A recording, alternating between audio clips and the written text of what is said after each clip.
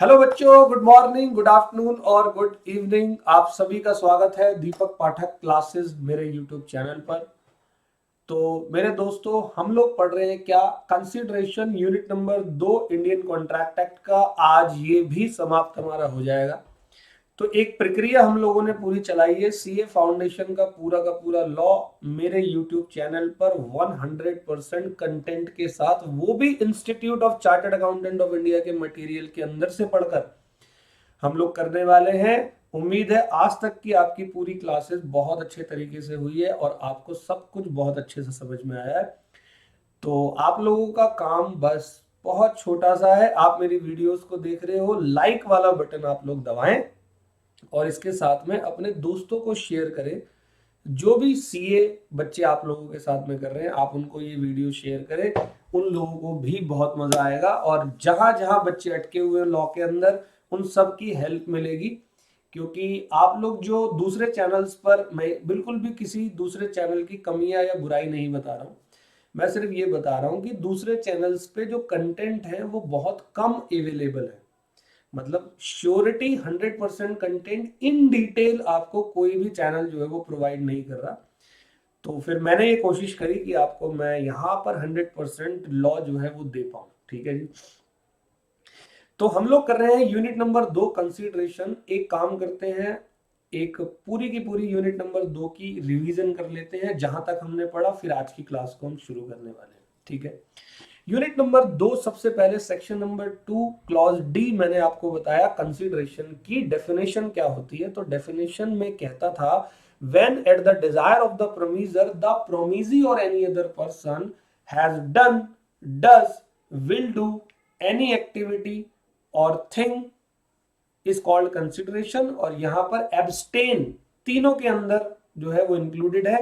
has done उसमें भी abstain है, डज उसमें भी एब्सटेन है, विल डू उसमें भी एब्सटेन है। एब्सटेन मतलब कुछ ना करने पर कंसीडरेशन देना, और हैज डन, डज और विल डू मतलब कुछ करने पर कंसीडरेशन देना। मतलब कंसीडरेशन आप कुछ ना करने पे भी दे सकते हो और कंसीडरेशन कुछ करने पे भी दे सकते हो। ठीक उसी तरह जैसे ऑफर दिया जाता है कुछ करने के लिए भी और कुछ ना करने के लिए भी। जब ऑफर कुछ करने और ना करने के लिए दिया जाता है, तो कंसीडरेशन क्यों कुछ करने और ना करने के लिए ना दिया जाए, तो वो भी करने और ना करने दोनों के लिए दिया जाता है। डेफिनेशन हम लोगों ने पढ़ी, डेफिनेशन की मैंने आपको एनालिसिस भी करवाई थी और फिर टॉपिक स्टार्ट करवाया कि कंसीडरेशन के रूल्स क्या होते हैं। तो मेरे प्यारे, रूल्स अबाउट कंसीडरेशन ये कहता है, नंबर 1 रूल, इतना इंपॉर्टेंट रूल है ये, consideration must be at the desire of promisor. Consideration promisor की डिजायर के ऊपर होना चाहिए। कुल मिलाकर यहां ये बताया था मैंने पिछली क्लास में, और इन डेप्थ एनालिसिस करवाई कि कंसीडरेशन जो है वो प्रोमीजर ही फिक्स करेगा। जैसे ए और बी, आप और मैं एक एग्रीमेंट बना रहे हैं, तो हमारे एग्रीमेंट का कंसीडरेशन जो है वो आप और मैं ही फिक्स करेंगे, कोई और पार्टी फिक्स नहीं करेगी। हाँ, कोई और पार्टी कंसीडरेशन दे जरूर सकती है लेकिन वो फिक्स नहीं कर सकती। All well. तो यहां मैंने आपको एक केस स्टडी पिछली क्लास में बताई थी, दुर्गा प्रसाद वर्सेस बालदेव। दुर्गा प्रसाद वर्सेस बालदेव नाम की मैंने केस स्टडी बताई थी और उम्मीद करता हूं वो केस स्टडी आपको समझ में आई होगी। पहले रूल के बाद, पहला रूल दोबारा से रिपीट कर रहा हूं, consideration must be at the desire of promisor, वरना वो काउंटर ऑफर बन जाता है। Number 2, consideration may be given by promisee और any other person on behalf of promisee. Promisee के बिहाफ पर कोई और पर्सन भी कंसीडरेशन दे सकता है। तो यहां पर चेन्नैया वर्सेस रमैया का हम लोगों ने एक केस देखा था। तीसरा रूल था, कंसीडरेशन पास्ट भी हो सकता है, प्रेजेंट भी हो सकता है, कंसीडरेशन फ्यूचर भी हो सकता है। ठीक है। चौथा एक रूल था, कंसीडरेशन एग्जीक्यूटेड भी हो सकता है और कंसीडरेशन एग्जीक्यूटरी भी हो सकता है। भैया एग्जीक्यूटेड और एग्जीक्यूटरी का फर्क क्या है? एग्जीक्यूटेड मतलब एग्रीमेंट बनाते वक्त ही हम लोग बिल्कुल उसी टाइम पर आपने और मैंने दोनों ने कंसीडरेशन दे दिया, और एग्जीक्यूटरी मतलब अभी किसी पार्टी ने परफॉर्म नहीं किया, मतलब कंसीडरेशन अभी किसी पार्टी ने नहीं दिया है। फिर था, कंसीडरेशन रियल होना चाहिए, इल्यूजरी नहीं होना चाहिए, मतलब कंफ्यूजिंग नहीं होना चाहिए, वेग नहीं होना चाहिए, अनक्लियर नहीं होना चाहिए, डेफिनेट होना चाहिए। जैसे किसी जिंदा आदमी को, जैसे किसी मरे हुए आदमी को मैं जिंदा करने का एक आपसे ऑफर दे रहा हूँ ये 50 लाख रुपए में, तो आई थिंक ये पॉसिबल ही नहीं है। ठीक है जी। फिर था कंसिडरेशन एडिकेट भी हो सकता है और इनएडिकेट भी हो सकता है। एडिकेट मतलब प्रॉपर कंसिडरेशन और इनएडिकेट मतलब इम्प्रॉपर कंसिडरेशन। यहां मैंने आपको कई सारी चीजें बताई थी। एक मिनट बेटे। Hello. Yes. Yes Himanshu. Hello. हाँ जी बोलो। अच्छा कहीं जा रहे हो? अच्छा चलो कोई नहीं, कर ले लेंगे। अच्छा अच्छा अच्छा। अच्छा कोई नहीं कोई नहीं, कल मिल लेंगे, कल मिलेंगे, ठीक है। Okay done. सॉरी बच्चे। तो हमने बात की क्या कि कंसिडरेशन एडिकेट भी हो सकता है और इनएडिकेट भी हो सकता है। एडिकेट के केस में जो है वो प्रॉपर कंसिडरेशन, पर्याप्त कंसिडरेशन होगा। इनएडिकेट के केस में पर्याप्त कंसिडरेशन नहीं होता। मैंने कुछ बातें बताई कि भाई देख, दो पार्टी जब एग्रीमेंट कर रही है तो जरूरी नहीं है दोनों पार्टी का भला हो, एक का प्रॉफिट एक का नुकसान हो सकता है। हाँ, किसी को इनएडिकेट कंसिडरेशन अगर मिल रहा है तो ऐसी सिचुएशन में चेक किया जाएगा कि जो इनएडिकेट कंसिडरेशन दे रहा है और जो मिल रहा है उसके बीच में फ्री कंसेंट है या नहीं है। ठीक है जी, ये हो गया था हमारा। और कंसिडरेशन जो है उसके अंदर कोई ऐसी कंडीशन नहीं होनी चाहिए। कंसिडरेशन जो है वो एग्जिस्टिंग ऑब्लिगेशन आपकी ऑलरेडी है तो उस पर कंसिडरेशन आप दोबारा नहीं मांग सकते। आप जब एग्जिस्टिंग ऑब्लिगेशन किसी चीज के लिए ऑलरेडी लाइबल हो तो दोबारा कंसिडरेशन की डिमांड आप नहीं कर सकते। क्लियर था? जैसे एक एग्जांपल, किसी डेटर ने क्रेडिटर को पैसे देने हैं और ड्यू डेट पर डेटर क्रेडिटर से थोड़ा सा और डिस्काउंट मांग रहा है, कह रहा है मुझे 2000 और कम कर दो तब मैं दूंगा पैसे। अरे तू ऑलरेडी लाइबल है तो मैं क्यों कम करूं 2000 रुपए? ऑल वेल, ठीक है जी। तो ये हमारे रूल्स हो गए थे। फिर हमने एक टॉपिक पढ़ा था प्रिविटी टू कॉन्ट्रैक्ट। तो प्रिविटी टू कॉन्ट्रैक्ट का टॉपिक ये क्या कहता है कि हम ये मान रहे हैं कि कोई थर्ड पार्टी कंसीडरेशन दे सकती है, लेकिन मेरे प्यारो, थर्ड पार्टी कभी भी कॉन्ट्रैक्टिंग पार्टी पर लीगल एक्शन यानी कि केस फाइल नहीं कर सकती इन द केस ऑफ डिफॉल्ट। तो यहां पर एक मैंने आपको एक एग्जांपल दिया था, डल्लप रबर मैन्युफैक्चरिंग कंपनी ने होलसेलर को अपने टायर्स बेचे और डल्लप ने इंस्ट्रक्शन पास की होलसेलर को कि मेरे टायर एक फिक्स यानी कि $5 से कम में आप मत बेचना। होलसेलर ने सेम इंस्ट्रक्शन रिटेलर को भेजी और रिटेलर ने $4 में वो टायर बेच दिए। और डनलॉप को यहाँ पर बहुत बुरा लगा, अच्छा नहीं लगा, गुस्सा आया। डनलॉप गुस्से में अब रिटेलर पर केस फाइल करना चाहता है तो क्या कर सकता है? तो बिल्कुल नहीं कर सकता, क्योंकि डनलॉप वाली कंपनी ने एग्रीमेंट होलसेलर से किया था, बल्कि डनलॉप और होलसेलर के बीच में सेपरेट एग्रीमेंट है, होलसेलर और रिटेलर के बीच में एक सेपरेट एग्रीमेंट है। तो रिटेलर पर डनलॉप लीगल एक्शन नहीं ले सकता। ठीक है जी, ये वाली बात भी हो गई थी हमारी। फिर इसके बाद हम आगे बढ़े, मैंने आपको ये बताया नेक्स्ट पॉइंट कि प्रिविटी टू कॉन्ट्रैक्ट का मतलब होता है, ये जनरल कंसेप्ट है जहां पर कोई भी कॉन्ट्रैक्टिंग पार्टी पर केस फाइल नहीं कर सकता अगर वो आउटसाइडर है यानी कि थर्ड पार्टी है। लेकिन कुछ केसेस में थर्ड पार्टी यानी कि outsider legal action contracting party पर ले सकता है, इवन उसने कंसिडरेशन नहीं दिया हो। ठीक है, तो कौन कौन से टॉपिक थे? तो नंबर 1 मैंने आपको बताया था, in the case of trust the beneficiary can take legal action against trustee. या पापा और प्रॉपर्टी का एग्जांपल मैंने दिया था। दूसरा था in the case of family settlement और तीसरा था in the case of marriage agreement. Family settlement में मैंने कहा था कि फादर ने 2 बच्चों को पूरी प्रॉपर्टी दी और बोला कि अपनी सिस्टर को हर महीने 50,000 रुपए आप दोगे। सिस्टर बेशक कॉन्ट्रैक्टिंग पार्टी उस समय नहीं थी, मान लो बाद में भाइयों ने पैसे देने से मना कर दिया तो sister can take legal action, क्योंकि ये फैमिली सेटलमेंट की बात है। फिर in the case of marriage agreement, मान लो एक हस्बैंड अपने वाइफ को बहुत गंदे तरीके से ट्रीट करता है, हस्बैंड वाइफ अपने घर चले गई, हस्बैंड जो है वो अपने फादर इन लॉ से एक एग्रीमेंट करता है कि मैं आगे से इसको गलत तरीके से ट्रीट नहीं करूंगा, लेकिन फिर भी वो करने लगा, तो वाइफ इवन कॉन्ट्रैक्टिंग पार्टी नहीं थी, कॉन्ट्रैक्ट हस्बैंड और फादर इन लॉ के बीच में हुआ था, तो भी wife can take legal action. All well. फिर मैंने आपको बताया in the case of assignment assignee can take legal action. Assignment means transfer of rights. मैंने आपको पैसे उधार दिए, आपने मुझे 5 महीने बाद के का देने का वादा किया, लेकिन जरूरत मुझे आज ही पड़ गई, तो मैंने पैसे अपने किसी दोस्त से लिए और दोस्त को बोला कि आपसे मतलब दोस्त को बोला कि वो आपसे रिकवर कर ले, मतलब आपसे रिकवर करने का राइट मेरा था। अब मैंने वो राइट ट्रांसफर करके अपने दोस्त को दे दिया।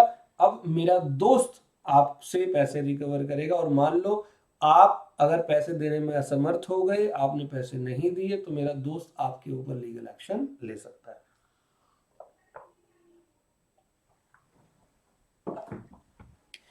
फिर बात हुई थी मेरे प्यारों in the case of acknowledgement, और एक था covenant running with land. Covenant running with land मतलब condition attached with immovable property. All well, तो ये मेरे बच्चे पिछली क्लास तक का, यानी कि कंसिडरेशन के पिछले 2 लेक्चर का पूरा ये 100% आपको मैंने रिवीजन उतार के दे दिया है। हर क्लास आपको शुरुआत से देखनी है। आप ना इसको तेज फास्ट मूविंग पे मत देखो, आप इसको बस सुनो। मुझे पता है कि वहां कोई, जब आप मेरी इस क्लास को सुन रहे होगे तो आपके ऊपर किसी प्रकार का प्रेशर नहीं है, आप उसको आगे भी कर सकते हो, चैनल को बार बार क्या बोलते हैं इसको फास्ट फॉरवर्ड में भी दे सकते हो। कुछ बच्चे 2x में 1.75 या 1.5x में देखते हैं, लेकिन मैं आपको सलाह दूंगा आप इसको नॉर्मल स्पीड पे देखो। देखना आपकी लॉ 4 CA फाउंडेशन के सब्जेक्ट के अंदर लॉ का सब्जेक्ट आपका बहुत स्ट्रांग हो जाएगा। आपको बाकी भी स्ट्रांग करने हैं, लेकिन आपका लॉ का सब्जेक्ट सबसे स्ट्रांग होगा। ठीक है, तो कोशिश करें मेरे प्यारे बच्चे। चलो जी, अब अगली बात करते हैं ये, तो validity of an agreement without consideration. Topic क्या कह रहा है कि अगर, देखो मैं आपको अपने स्टाइल में समझाता हूं, थोड़ा ध्यान से सुनना। जनरल कंसेप्ट है जो मैंने आपको विदा यूनिट नंबर 1 में भी कराया था। यूनिट 1 में मैंने क्या बताया था, if you want to enter into a valid contract then it must be supported by consideration. तो वहां मैंने आपको क्या बताया था, कंसीडरेशन का एक लैटिन वर्ड भी बताया था, क्विड प्रो क्यो, मतलब समथिंग इन रिटर्न। कंसीडरेशन होना बहुत जरूरी है। तो जनरल कंसेप्ट ये कहता है नो कंसीडरेशन। अगर कंसीडरेशन नहीं है तो कॉन्ट्रैक्ट भी नहीं है। This is what, this is general concept, no consideration no contract. लेकिन इसके कुछ एक्सेप्शन है, मतलब कुछ ऐसी सिचुएशंस भी हैं जहां पर अगर कंसीडरेशन नहीं होगा तो भी कॉन्ट्रैक्ट जो है वो वैलिड माना जाएगा। क्लियर है, कुछ सिचुएशन में, यानी कि इनका हेडिंग क्या है, validity of an agreement without consideration. Clear है, समझ में आ गई बात। तो एक काम करते हैं, पहले इस पैराग्राफ को पढ़ते हैं और फिर मैं आपको वो सारे के सारे एक्सेप्शंस बताने वाला हूं, यानी कि वो सारी सिचुएशंस बताऊंगा जहां पर अगर आपने कंसीडरेशन नहीं दिया तो भी आपका एग्रीमेंट जो है वो वैलिड माना जाएगा। कहता है the general rule is that an agreement made without consideration is void. ये जनरल कंसेप्ट है, देखो लिखा है ना मैंने, no consideration no contract, general concept, यानी कि void माना जाएगा। This is our general concept. All well, the general rule is that an agreement made without consideration is void। In every valid contract consideration is very important. हर valid contract में consideration बहुत जरूरी है। A contract may only be enforceable when contract is there. However, the Indian Contract Act contains certain what? Exceptions. Means the situation where even without consideration, contract will be enforceable by law. All well. To this rule, in the following cases, the agreement, though made without consideration, will be valid and enforceable. ठीक है जी, हम start करते हैं। तो सबसे पहला exception है, exception number 1, agreement based upon natural love and affection.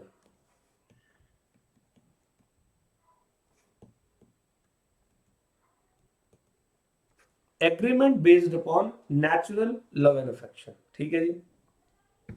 तो ये क्या है बेटे, बहुत अच्छे से सुनना। हुआ क्या बेटे, एक बड़ा फेमस यहाँ पर आपका एक क्वेश्चन भी आता है, आपका इंस्टीट्यूट आपको एक क्वेश्चन देता है कि, मैं आपको एग्जांपल दे रहा हूं, यहाँ एक फादर है और एक सन है, पापा और बेटे। बहुत अच्छे से एग्जांपल सुनना, आपको ये टॉपिक 1 मिनट में समझ में आ जाएगा। ये जो बेटा है ये सीए फाउंडेशन का कोर्स कर रहा है, ठीक है। तो फादर ने अपने बेटे को ये बोला, ये ऑफर दिया कि अगर तू सीए क्लियर कर देगा foundation, if you clear CA foundation exam, then I will gift you bullet bike. यहां तक कोई दिक्कत? एक फादर ने अपने बच्चे को ये बोला कि तू सीए फाउंडेशन का कोर्स कर रहा है, अगर तू सीए फाउंडेशन का एग्जाम जो है वो क्लियर कर लेता है तो फिर तुझे मैं बुलेट बाइक गिफ्ट करूंगा। अच्छा, बेटा ना थोड़ा शातिर था। शातिर मतलब कैसे? अब जो बच्चा सीए कर रहा है वो इजी वाला तो हो नहीं सकता, वो बहुत शातिर हो जाते हैं सीए के स्टूडेंट धीरे धीरे। बेटे ने क्या किया, पापा से ये बात लिखवा ली राइटिंग में। पापा से बोला, पापा साइन वाइन कर दो, जरा स्टैम्प वगैरह लगा दो। होता है ना प्रॉपर तरीके से, ये वाली बात जो है वो ऑन पेपर ले ली, मतलब एक तरीके से वो एग्रीमेंट ऑन पेपर लिया, राइटिंग साइन स्टैम्प लगवा दी। बेटे ने पापा से पूछा, पापा आपके बीच में और मेरे बीच में कोई रिलेशन है क्या? पापा ने कहा, हाँ तू मेरी औलाद है, मतलब दोनों के बीच में रिलेशन है। तो बेटे ने पापा से पूछा, पापा आप मुझे बुलेट बाइक क्यों दिलाओगे? तो फादर ने कहा, because I love you. Because I love you मतलब दोनों के बीच में नेचुरल लव एंड अफेक्शन है,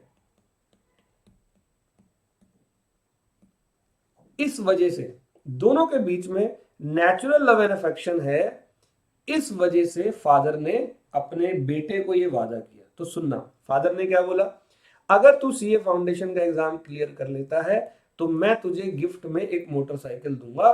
तो फादर की तरफ से कंसीडरेशन सन को मोटरसाइकिल है। तो मेरे प्यारे ये बताओ कि सन की तरफ से फादर को कंसीडरेशन में क्या मिल रहा है? तो मैं बताता हूं, कुछ भी नहीं।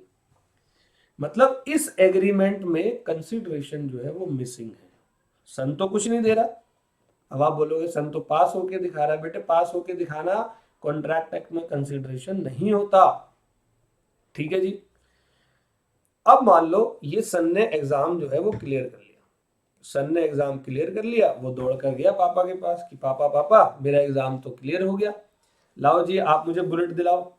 पापा कहते, बेटा वो तो मैं तेरे से जोक कर रहा था, मैं तो तुझे मोटिवेट करने के लिए मैंने तुझे ये बहाना मारा कि मैं तुझे बुलेट बाइक दूंगा अगर तू एग्जाम क्लियर कर लेगा।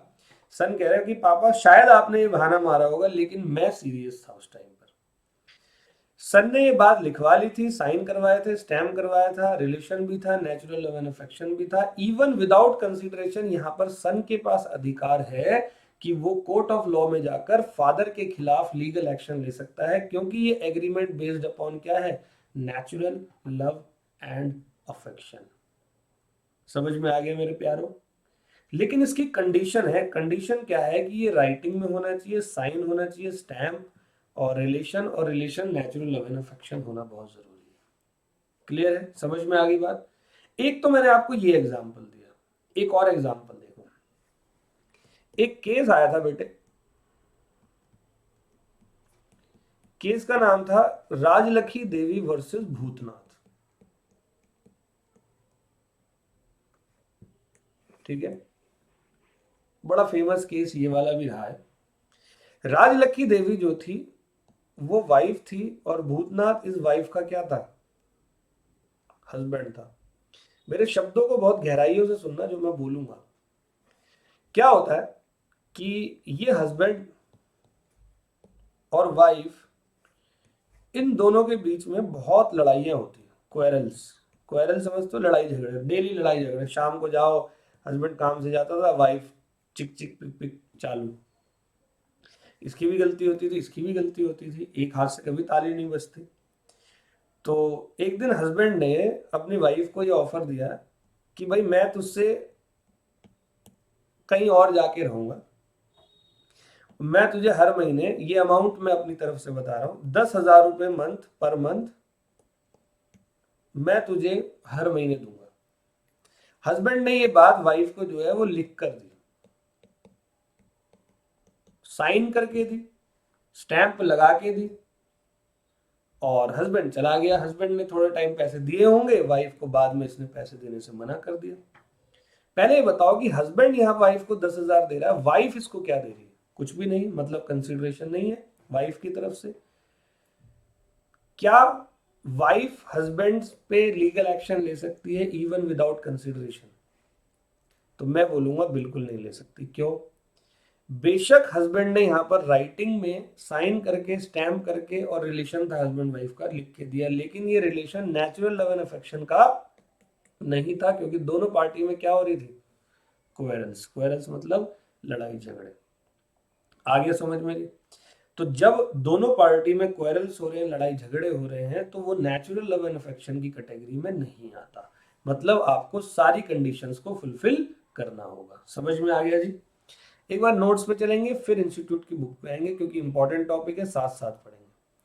तो देखो जी, यही टॉपिक हमने स्टार्ट किया है, general concept, no consideration, no contract. तो ये कहता है जनरली ए वैलिड कॉन्ट्रैक्ट और agreement must be supported by consideration. ठीक है, वैलिड कॉन्ट्रैक्ट और एग्रीमेंट सपोर्टेड बाय कंसिडरेशन होना चाहिए। So if there is no consideration then there will be no contract, और अगर कंसिडरेशन नहीं होगा तो कॉन्ट्रैक्ट नहीं होगा। ठीक है जी। इसके कुछ एक्सेप्शंस हैं। वो एक्सेप्शंस क्या है कि कॉन्ट्रैक्ट वैलिड माना जाएगा इवन विदाउट कंसिडरेशन।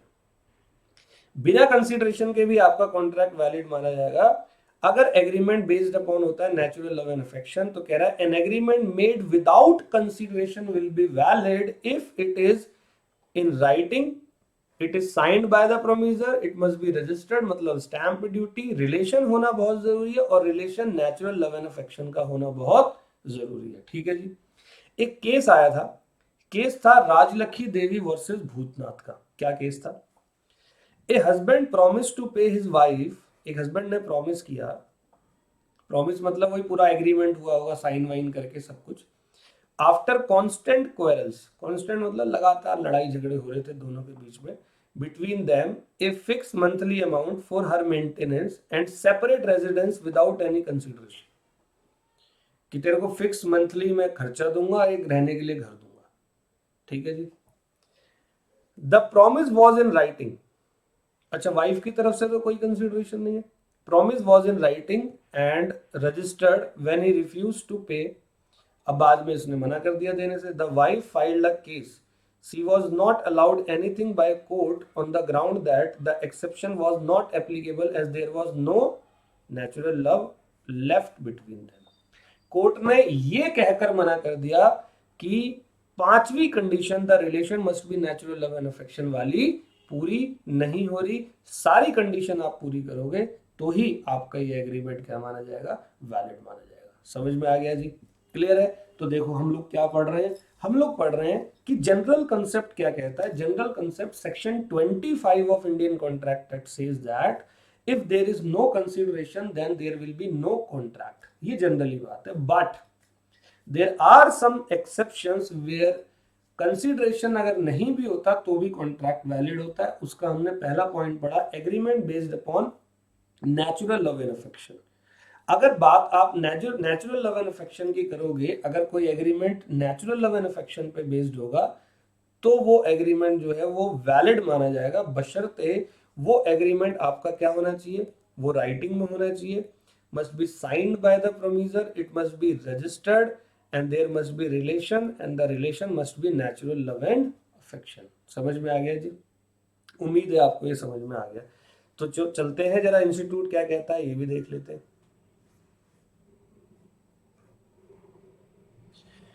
तो इंस्टीट्यूट ये कह रहा है नेचुरल लव एंड अफेक्शन की कंडीशंस। तो conditions to be fulfilled under section 25(1), section 25 है, ये बड़ा इंपॉर्टेंट सेक्शन है। आपको ये सेक्शन इसलिए बार बार बोल रहा हूं, याद करना है। It must be made out of natural love and affection, party must stand in their relationship, writing, registered. ये कंडीशन होनी चाहिए, यानी एक written and registered agreement based on natural love and affection between the parties standing in near relation, husband and wife to each other enforceable even without consideration। लेकिन यहाँ पर natural love and affection होना बहुत जरूरी है।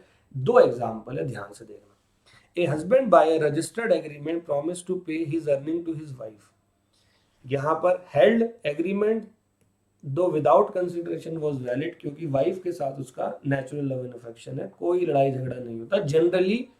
जैसे मेरी भी वाइफ है, मैं भी शादीशुदा हूँ, तो मैं अपनी वाइफ से बहुत प्रेम करता हूँ, वो भी मुझसे बहुत प्रेम करती है, तो मैं उससे अगर कोई विदाउट कंसिडरेशन एग्रीमेंट करता हूँ बट प्रेम में, राइटिंग करके, साइन करके, रजिस्टर्ड करके, तो वो वैलिड माना जाएगा। 22 कह रहा है if out of natural love and affection a promise to give his newly wed daughter in law a golden necklace worth ₹5 lakh, तो ये भी एग्रीमेंट वैलिड है। अगर किसी फादर ने अपनी डॉटर इन लॉ को, यानी कि बहू रानी को बोला कि 5 लाख रुपए का नेकलेस मैं आपको दूंगा, लेकिन ये सब राइटिंग, रजिस्टर्ड, सब कुछ होना चाहिए, natural love and affection exist होना चाहिए, होता है तो वैलिड है, नहीं होता तो नहीं, ऑल वेल। चलो जी, दूसरा ये करते हैं, compensation for past voluntary service. अब जरा इसका एग्जाम्पल सुन लो। तो बेटे ये पहला पॉइंट समझ में आ गया सबके, ठीक है। पॉइंट नंबर सेकंड कह रहा है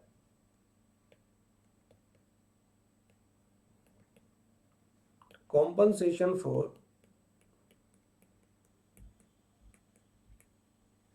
पास्ट वॉलेंट्री सर्विस। अब ये क्या है सर, बहुत अच्छे से सुनना बेटे, ये सेकंड वाला ना, ये वाला बच्चों को थोड़ा सा कॉम्प्लिकेटेड लगता है, लेकिन मैं लगने नहीं दूंगा, मैं आपको प्रॉपरली क्लैरिटी देने वाला हूं।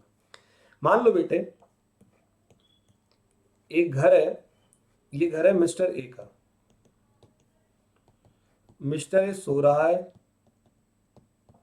और घर के अंदर जो है वो लग गई क्या, आग लग गई, घर के अंदर लग गई क्या, आग। रात की बात थी, ये आग की लपटें हैं, ठीक है जी, आग लग गई। अब मिस्टर बी यहाँ बैठा हुआ है अपने घर की छत पर, अपनी प्रेमिका से बात कर रहा था फोन पे, उसने देखा कि कुछ आग का गुबार जो है वो आ रहा है, तो मिस्टर बी भागते भागते भागते भागते गया। अब बताओ क्या ऐसा होता है यहाँ पे कि बी पहले ए को ऑफर देगा, क्या मैं आपके घर की आग बुझा दूं? ऐसा तो बिल्कुल नहीं है। तो मिस्टर बी ने सीधा गया और वो पानी वानी उठाया और पूरा घर वर उन्होंने सही, आग जो है सारी की सारी बुझा दी, और वापस अपने घर जाके छत पे जाके फिर प्रेमिका से बात करने लगा। भाई 1-2 दिन बीते, जब मिस्टर ए के घर में सब कुछ ठीक हो गया तो ए गया बी के पास, ए जाता है बी के पास। ए ने बी को बोला यार तूने मेरे घर की उस दिन आग बुझाई, मैं तुझसे वादा करता हूं बेटे इन राइटिंग और साइन करके, मैं तुझे वादा करता हूं मैं तुझे नेक्स्ट मंथ कितने रुपए दूंगा, 20,000 रुपए। अब आप बोलोगे कि सर यहाँ कंसिडरेशन है या नहीं है, तो ए की तरफ से तो कंसिडरेशन है, लेकिन बी की तरफ से क्या कंसिडरेशन है? तो बच्चे बोलते हैं सर उसने आग तो बुझाई थी ना, वो कंसिडरेशन है। अरे बेटे वो उसने वॉलेंट्री अपनी इच्छा से सर्विस दी थी। टॉपिक का नाम क्या है, past voluntary service. Mister B ने मिस्टर ए से अपनी इच्छा से घर की आग बुझाई थी, क्या उस समय कोई एग्रीमेंट हुआ था क्या?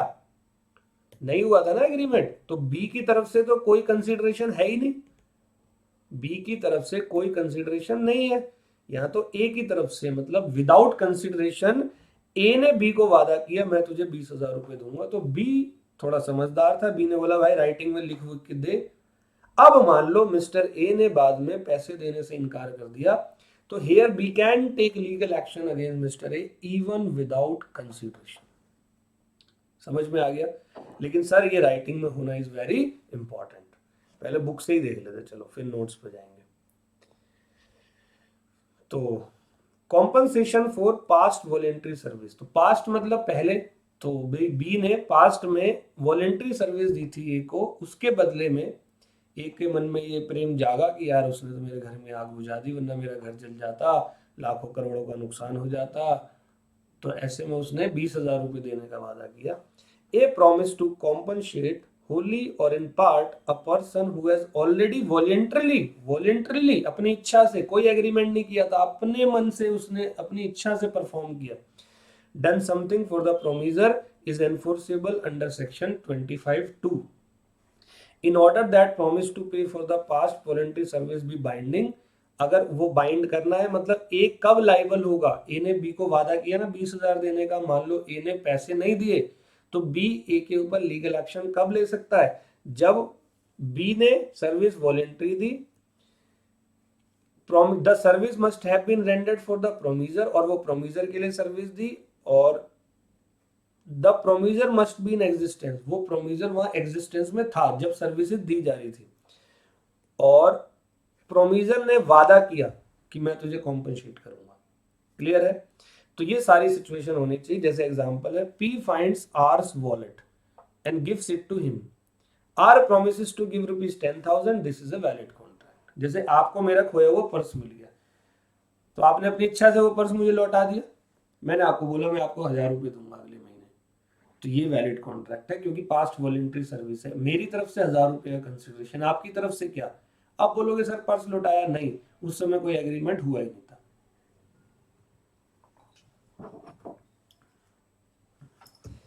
चौबीस, mister X had help his nephew mister Y to fight a case in the court of law using in knowledge and intellect. After mister Y won the case he promise mister X to pay 10,000। X ने Y को, अपने रिश्तेदार को help करी एक case लड़ने में, क्योंकि एक्स बहुत माइंडेड पर्सन था। वाई केस जीत गया, एक्स ने वॉलेंटरली ये जो है वो सर्विसेज दी। बाद में वाई ने एक्स को प्रॉमिस किया कि मैं आपको पैसे दूंगा। एक्स की तरफ से तो कोई कंसिडरेशन नहीं हुआ क्योंकि एक्स ने तो वॉलेंटरी किया था, उस समय कोई एग्रीमेंट था ही नहीं। ऑल वेल, समझ में आ गया? तो यही मेरे नोट्स के अंदर है। अब promise to pay time barred डेब्ट, इसको भी ध्यान से सुनना है, इसके बाद वाले बहुत आसान है। बस ये 3 थे जिसके लिए आपको मशक्कत करनी थी। Promise to pay time barred डेब्ट, जरा ये देखो, मैं आपको वैसे ये टाइम बार डेब्ट एक बार बता भी चुका हूं यूनिट नंबर 1 में, दोबारा आया है। अनएनफोर्सेबल कॉन्ट्रैक्ट में लिमिटेशन वाला एक पॉइंट आया था, जब मैंने कहा था unenforceable contract means the contract which has good in substance but due to some technical reason like not proper stamping, not proper writing, due to limitation the contract becomes unenforceable. वहां मैंने आपको ये टाइम बार डेब्ट का पूरा example जो है वो समझाया था। दोबारा समझाता हूं। क्या हुआ बेटे, एक क्रेडिटर है, उसने किसी डेटर को उधार दिए पैसे। क्या करा जी? पैसे उधार दिए। क्रेडिटर ने डेटर को 50,000 रुपए उधार दिए। डेटर ने 3 महीने का समय दिया। ड्यू डेट कितने की है? 3 महीने की। यहां तक कोई दिक्कत, कोई परेशानी? बिल्कुल भी नहीं। क्रेडिटर ने डेटर को उधार दिए हैं 50,000 रुपए, 3 महीने की ड्यू डेट है। अब क्या होता है कि debtor failed to pay the amount on due date. Due date पर डेटर जो है वो पैसे नहीं दे पाता। तो बेटे अब अगर डेटर ने पैसे नहीं दिए तो यहां एक कानून आता है, कानून का नाम है लिमिटेशन एक्ट 1963। ये कानून ये कहता है कि in case where debtor fail to pay the amount to the creditor, then creditor has 3 years to take legal action against debtor. मतलब जिस दिन ये ड्यू डेट हुई, ड्यू डेट पर पैसे नहीं दिए, तो क्रेडिटर के पास डेटर के अगेंस्ट में केस फाइल करने के लिए पूरे के पूरे कितने मिलेंगे? 3 साल, जो कि अच्छा टाइम है, कोई दिक्कत नहीं है। 3 years, 3 साल की लिमिटेशन है, इसीलिए एक्ट का नाम क्या है? Limitation act 1963। तो क्रेडिटर ने डेटर के ऊपर केस कर देना है अगर वो ड्यू डेट पर पैसे नहीं देता 3 साल के अंदर। मान लो क्रेडिटर ने 3 साल में केस नहीं किया, तो इन दोनों के बीच का जो एग्रीमेंट है वो एग्रीमेंट क्या हो जाएगा? अनएनफोर्सिएबल। मतलब अब क्रेडिटर डेटर के अगेंस्ट में कुछ भी नहीं कर सकता। यहां तक समझ में आ गया? तो ये कानून है, क्रेडिटर ड्यू डेट के बाद 3 साल के अंदर केस कर देगा। अच्छा, केस करना है, केस जीतना नहीं है। चाहे जीतने में 10 साल लग जाए कोई दिक्कत नहीं, केस चलता रहे 10-15 साल कोई दिक्कत नहीं, लेकिन केस करना है आपको 3 साल के अंदर, ठीक है। मान लो अब यही सिचुएशन हुई, क्रेडिटर ने डेटर को 50,000 दिए थे, डेटर 3 महीने में पैसे नहीं दे पाया, क्रेडिटर ने डेटर के अगेंस्ट में विद इन 3 ईयर केस नहीं किया, तो उनके बीच का एग्रीमेंट क्या हो गया, अनएनफोर्सेबल, यानी कि खत्म, लैप्स, दोनों के बीच का एग्रीमेंट खत्म। अब बाद में कभी 4-5 साल बीत गए, कभी डेटर के मन में आया यार मैंने यार क्रेडिटर के साथ में गलत कर दिया, मैंने उससे पैसे ले लिए थे और आज मैं उसको पैसे नहीं दे रहा हूं, तो अब ये डेटर इस क्रेडिटर के पास गया और इस डेटर ने क्रेडिटर को बोला भाई ये तेरे 50,000 रुपए मैं नेक्स्ट मंथ तुझे चुका दूंगा। तो डेटर क्रेडिटर को कंसीडरेशन 50,000 दे रहा है, बताओ क्रेडिटर डेटर को क्या दे रहा है, बेटा कुछ भी नहीं। आप बोलोगे सर क्रेडिटर ने डेटर को 50 पहले दिए तो थे, अरे सर वो एग्रीमेंट अब खत्म हो चुका है, मतलब ये 50,000 जो डेटर से क्रेडिटर को मिल रहे हैं वो विदाउट कंसीडरेशन मिल रहे हैं, मतलब क्रेडिटर के तरफ से कोई भी कंसीडरेशन नहीं है। और ये डेटर कौन से पैसे देने का वादा कर रहा है, agreement to pay time barred डेप्ट, ऐसा डेप्ट, promise to pay time barred डेप्ट जिस पर समय की क्या लग चुकी है, लिमिटेशन। ऑल वेल, समझ में आ गया, क्लियर है।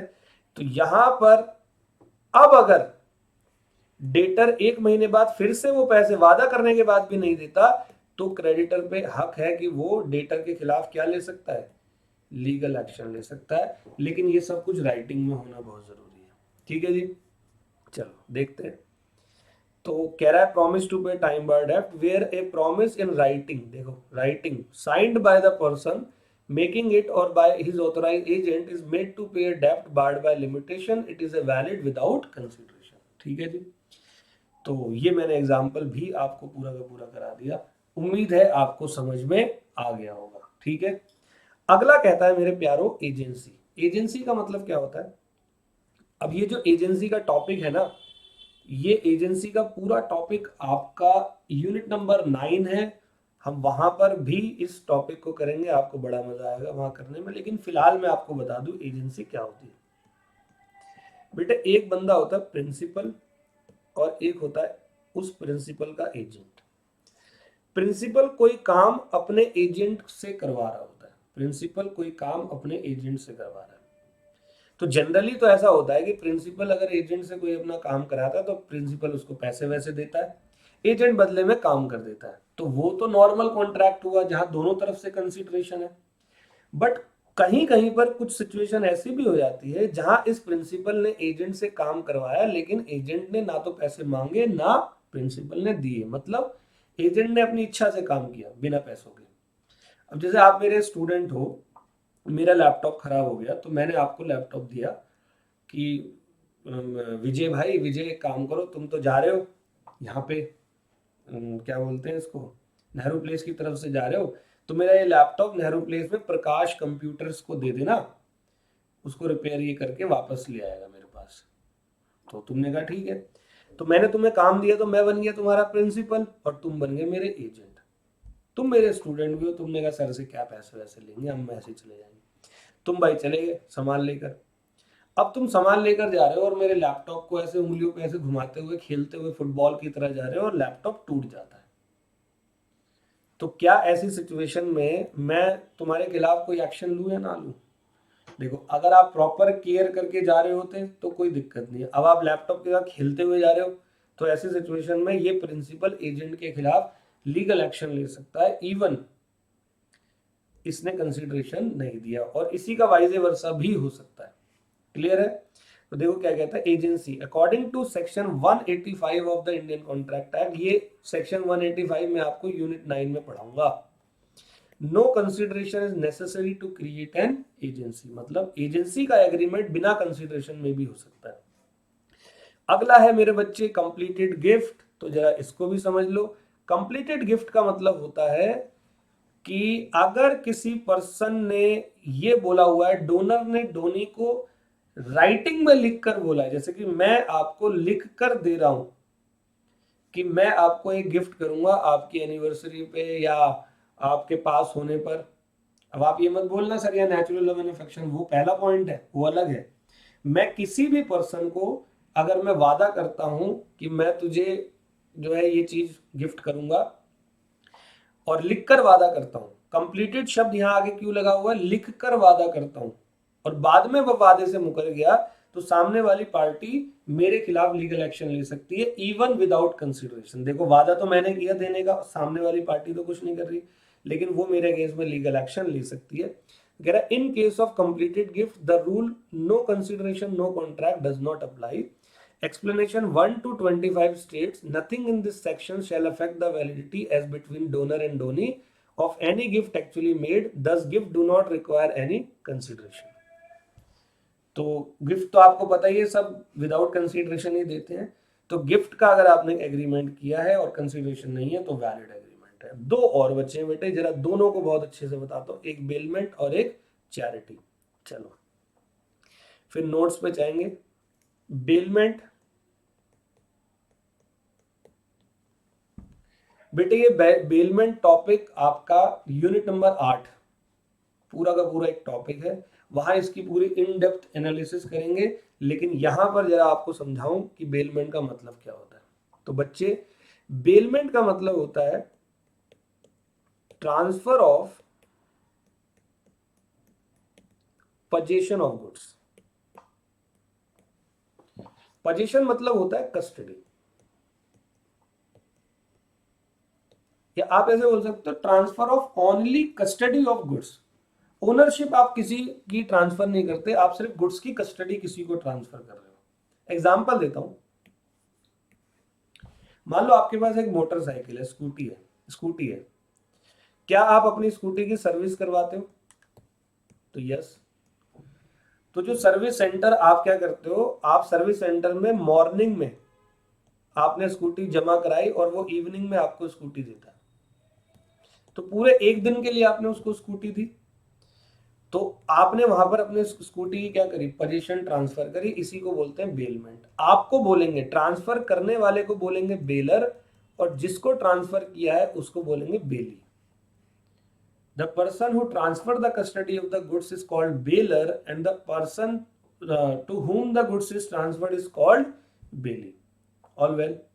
या कभी कभी ऐसा हो जाता है, आप अपने मान लो आपका कोई गुड्स है वो आपने किसी अपने दोस्त के घर पे रखवा दिया, मान लो आप यूएस जा रहे हो, आपने अपनी कार अपने दोस्त के घर पे रखवा दी 10 दिन के लिए।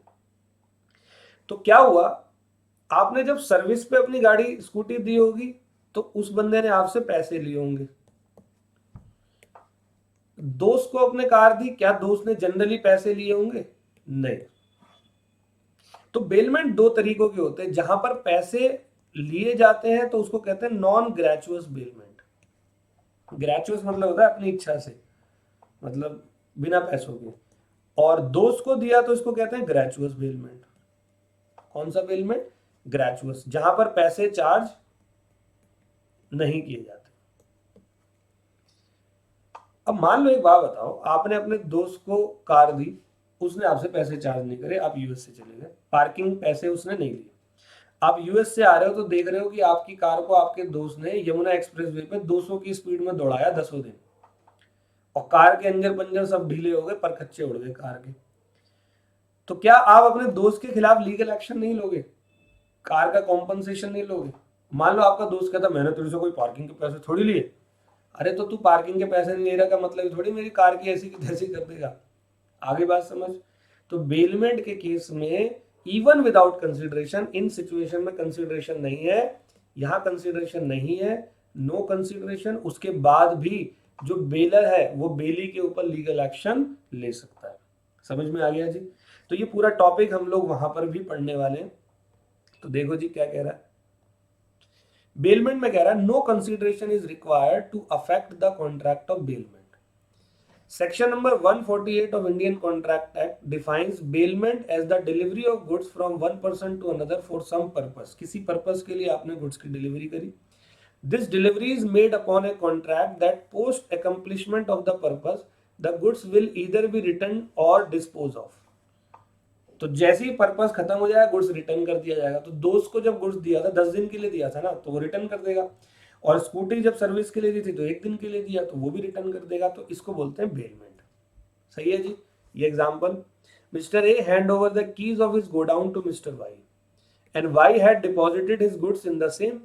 Mister Y get the possession of the godown but not the ownership. Y को गोडाउन मिला है। As soon as Mr. Y lift his goods from godown, he is liable to hand over the keys back to Mr. A. और जैसे ही वो goods ले जाएगा वो चाबियां वापस दे देगा। समझ गए? क्लियर है? बेलमेंट।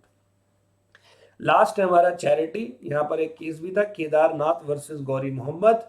तो जरा ये देख लेते हैं। चैरिटी का मतलब क्या होता है कि मान लो किसी ए ने बी को दान देने का वादा किया। बेटे गिफ्ट और दान दोनों में बहुत डिफरेंस होता है। ए ने बी को दान देने का वादा किया, तो ए बी को दान दे रहा है, बी ए को क्या दे रहा है? कुछ भी नहीं। तो विदाउट कंसिडरेशन होगी चैरिटी। अब क्या हुआ, मान लो ए ने बी एक मंदिर का ट्रस्टी है, मान लो बी किसी टेम्पल का ट्रस्टी है। ए ने बी को बोला भाई मैं तुझे 10,000, मैं आपको 10,000 रुपए का चैरिटी अगले महीने की 1 तारीख को दूंगा। ए ने वादा किया, तो बी कंसिडरेशन तो कुछ नहीं दे रहा। बी ने उस वादे के मुताबिक मंदिर का निर्माण कराने के लिए जो है वो सामान मंगवा लिया। मंदिर का निर्माण कराने के लिए सामान मंगवा लिया। अब यहाँ पर ए ने जो है वो पैसे देने से इनकार कर दिया। अब बी यहाँ पर परेशान हो गया, यार इन्होंने तो वादा किया था, अब ये सामान वाले को पैसे मैं कहां से दूं। तो अगर चैरिटी का एग्रीमेंट बना है तो बिना consideration even B can take legal action against A. All well. यहां पर एक केस आया था केदारनाथ वर्सेस गौरी, वो बताऊंगा। इफ अ प्रॉमिस करने वाला undertake the liability on the promise of the person to contribute to charity, there is contract shall be valid. तो यहाँ मिस्टर जी, ये थे Gauri Mohammad, promise to mister K Kedarnath that, जो secretary of committee of temple थे, मंदिर के secretary, to donate ₹1 lakh for renovation of the temple. उन्होंने कहा मंदिर के रेनोवेशन के लिए हम 1 लाख रुपए देंगे। On the faith of his promise secretary has incurred some cost for renovation. उसके फेथ पर सेक्रेटरी ने रेनोवेशन का काम चालू करवा दिया। नाउ अब बाद में जी ने मना कर दिया पैसे देने से। Now secretary can claim for mister G even the contract was without the consideration. समझ में आ गया? तो ये है मेरे प्यारो पूरा का पूरा कंसिडरेशन का चैप्टर। उम्मीद करता हूं कि आपको पूरा चैप्टर मैंने समझाया। एक बार मेरे नोट्स को भी देख ले। नेचुरल लव एंड अफेक्शन के बाद पास्ट वॉलेंट्री सर्विस, ये एग्जांपल मैंने आपको दिया है। Agreement to pay time barred डेब्ट एज इट इज मैंने बताया है। Completed gift, contract of agency, bailment और चैरिटी। ठीक है जी। तो यहाँ पर हमारा यूनिट नंबर 2 पूरा का पूरा समाप्त होता है। अभी जाना मत, 2 मिनट और रुक जाओ बच्चे, मैं फटाफट से यूनिट नंबर 2 को रिवाइज करवाना चाहता हूँ। Consideration section number 2 clause D कहता है when at the desire of the promisor the promisee और any other person had done, does or will do any activity or abstain from doing any activity or thing is called consideration. Rule क्या है? Consideration must be at the desire of promiser, may be given by promisee or any other person, may be past, present and future, executed, executory, adequate or inadequate. Consideration में हमेशा existing obligation पे दोबारा consideration आप नहीं मांग सकते। फिर privity to contract था। प्रिविटी टू कॉन्ट्रैक्ट का मतलब कि कोई भी गैर कॉन्ट्रैक्टिंग पार्टी यानी कि थर्ड पार्टी कॉन्ट्रैक्टिंग पार्टी पर लीगल एक्शन नहीं ले सकती। ये जनरल कंसेप्ट है। Dunlop rubber manufacturing company wholesaler retail का एग्रीमेंट मैंने बताया था। इसके एक्सेप्शन क्या है? In the case of trust beneficiary can file suit. Number 2 in the case of family settlement. Number 3 in the case of marriage agreement.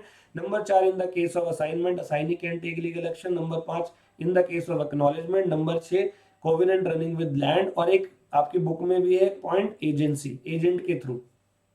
फिर हमने आज की क्लास पढ़ी general concept section 25, no consideration no contract, लेकिन उसके exception है in the case of natural love and affection, लेकिन वो राइटिंग, साइन, रजिस्टर्ड रिलेशन और नेचुरल लव एंड अफेक्शन होना चाहिए। In the case of past voluntary service, agreement to promise to pay time barred डेब्ट, completed gift, bailment, charity और agency. ये पूरा आज की क्लास है। एक क्वेश्चन कंपलसरी आपकी इस यूनिट के अंदर से आने वाला है। तो मिलते हैं आपसे अगली क्लास में। यूनिट नंबर 3 शुरू करूंगा। Thank you so much.